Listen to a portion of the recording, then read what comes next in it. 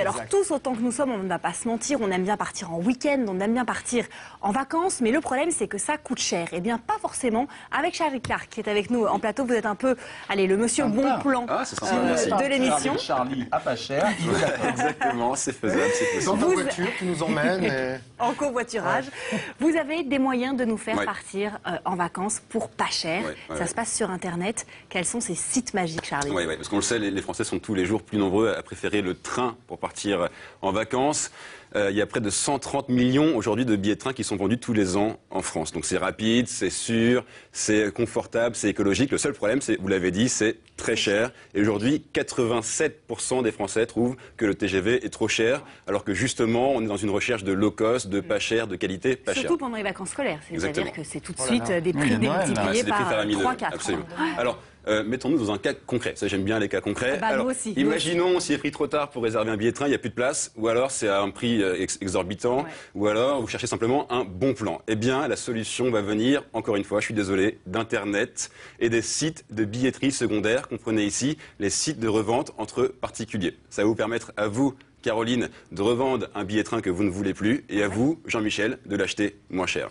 Ça veut dire que quand il y a mon nom sur le billet, je peux quand même... Oui, je voulais vous dire ça justement, c'est très important. On peut acheter un billet et voyager avec un billet qui ne porte pas son nom. Absolument, à condition... Alors ça, c'est valable que pour le train, c'est pas valable pour l'avion. Non, c'est que pour les trains. Les billets d'avion ne se revendent pas. Là, je vous parle vraiment que du train, que des transports en train SNCF. Charlie, juste une question. IDTGV, Prems, etc., on peut revendre son billet? Oui, absolument, sans problème. À condition que le billet soit un billet comme ça, de cette taille-ci. Et à condition que ce soit aussi un billet informatique avant impression. Les autres billets, vous ne pouvez pas les revendre. Et les e-billets, quand on les a déjà imprimés, c'est mort. C'est mort pour les billets, d'accord. Absolument. Alors, voilà, et ce que je voulais vous dire, c'est que c'est légal, évidemment, ce n'est pas du marché noir, on a le droit donc de revendre et d'acheter un billet. Alors, il y a 3 sites qui sont géniaux, dont je vais vous parler. L'idée TGV, on ne peut pas les remplacer, je suis désolé. C'est nominatif. Alors, c'est nominatif. On peut, en payant 10 €, je crois, changer le nom. Rentrez votre nom au moment de la commande, c'est mort. Voilà, c'est ça, exactement. Par contre, si vous avez un billet comme ça, là, c'est possible, sans problème. D'accord, donc ça, c'est le billet classique. Le billet classique, le billet lambda, sans problème. C'est où vous allez, quand même. Oui, mais attendez, non, ça, c'est vous allez voir.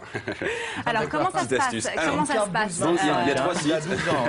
Voilà, oui, exactement. C'est la magie de la télévision. Alors, il y a 3 sites, à commencer par thepass.com. Lui, c'est le leader donc des sites de revente de billets, créé en 2002. Donc, il y a plein d'offres, pas chères. Et l'avantage, c'est que c'est gratuit pour le revendeur, c'est-à-dire que vous allez toucher tous les bénéfices de la vente. Seul l'acheteur va payer 1 ou 2 € de frais parce qu'il va acheter une sécurité. Parce que le site est sécurisé, il agit en tiers de confiance. Il y a des systèmes qui sont mis en place. Par exemple, le revendeur ne va toucher son argent qu'à partir du moment où l'acheteur va bien confirmer que le billet est OK et qu'il l'a reçu.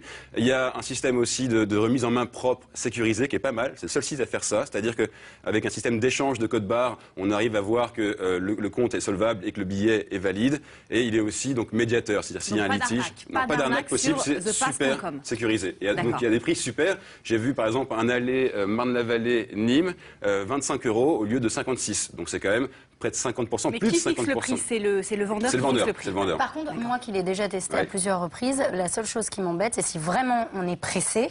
Le problème, c'est qu'il faut que la personne soit quand même dans la région, parce que sinon, les coursiers comme ça, c'est un peu plus compliqué. Oui, les courriers, pardon. Non, c'est plus long, c'est sûr, c'est plus compliqué. Les courriers, c'est un peu plus long, le billet peut se perdre. Enfin, il faut vraiment que la personne soit pas loin de chez nous. Alors, ça, c'était le premier site, Charlie, thepass.com. C'est très bien, sécurisé, c'est vraiment l'avantage. Le deuxième, il s'appelle quelbillet.com. Et lui, la différence, c'est que c'est pas un intermédiaire. The Pass, c'est un intermédiaire. Il va contrôler l'achat, il va contrôler le billet. Là, finalement, c'est ni plus ni moins qu'un site de petite annonce. On met en relation un acheteur et un vendeur. Donc, l'avantage, c'est que c'est gratuit pour tout le monde. Par contre, l'inconvénient, c'est que c'est pas sécurisé. On va pas vérifier le billet, on va pas vérifier la revente.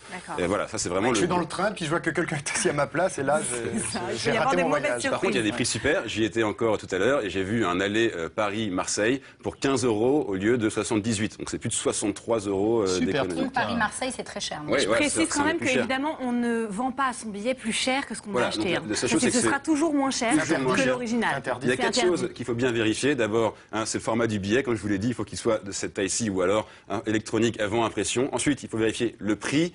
Il faut évidemment que ce soit moins cher que le prix SNCF, sinon ça n'a pas d'intérêt. Et d'ailleurs, c'est pas légal sur le site. Troisièmement, demandez aussi l'identité de l'acheteur et du vendeur. N'hésitez pas à demander une copie de la carte d'identité, du passeport. passeport, du permis. Et quatrièmement, et ça c'est le petit plus Charlie Clark ce matin, eh bien, c'est quand vous faites un échange en main propre, donnez-vous rendez-vous dans une gare, parce que vous allez pouvoir avoir accès à un agent SNCF qui va vous confirmer que le billet est OK et valide. Monsieur, Ouais. est-ce qu'on peut partir en famille quand on fait ce genre Oui, absolument. Ouais. En d'achat? fait, sur le site, vous voyez le nombre de billets qui est disponible, et vous pouvez en choisir 3, vous pouvez en choisir 2. Ça dépend en Super. fait des billets qui sont. Un petit mot sur le troisième Ouais, site. troisième site. Et Donc, ce le sera troisième site, c'est terminé. trocdestrains.com. Et là, c'est le même principe. Ouais, c'est le même principe que quel billet. Donc, mêmes avantages, mêmes inconvénients. La seule différence, c'est que lui, il vérifie quand même les informations sur les billets. Donc, c'est quand même mieux.